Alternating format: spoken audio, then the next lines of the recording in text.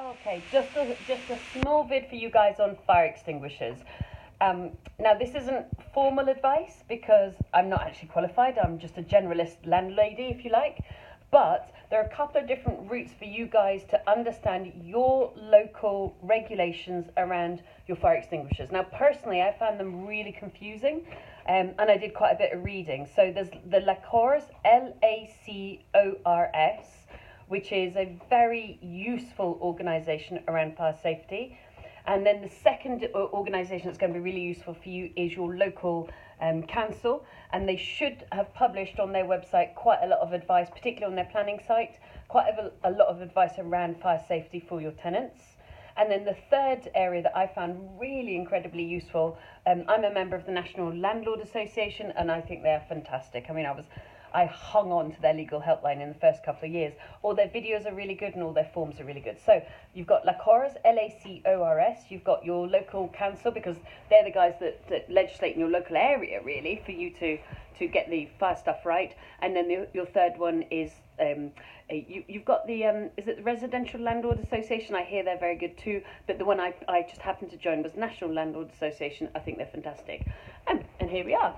Fire extinguishers. Now, we're actually renovating a house just now, but do you see it's that high off the ground? And one of the things that I discovered as I did my research was, and of course it makes sense when you think about it, because if you're not trained to assess fire risk, you don't necessarily think about it.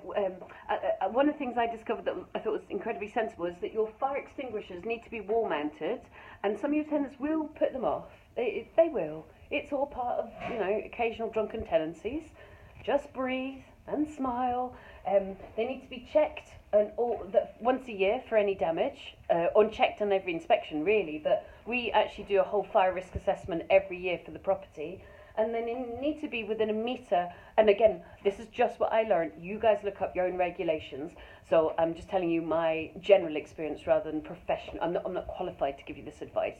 They need to be a metre off the ground. And of course, that makes loads of sense, doesn't it? Because if, God forbid, there's smoke going on, your tenants are not going to be walking around at height level, are they? Eye level. They're going to be crawling to try and get out the way of the smoke. And if they do decide to approach a fire, then your fire extinguishers do need to be in a position that they can actually access them, which are not like at normal height level, they're at kind of crawl level.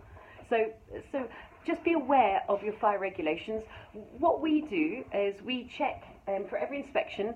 We have a little box saying, has all the fire fighting equipment been checked? And that's the fire blanket in the kitchen. It's your fire extinguishers to check. Like, for example, look, this one is ever so slightly coming off the wall, so that needs to be put back on.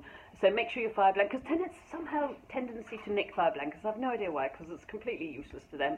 And then for every single check-in that we do, as well as inspection, as well as we do a once a year purely fire checking inspection, we test our smoke alarms.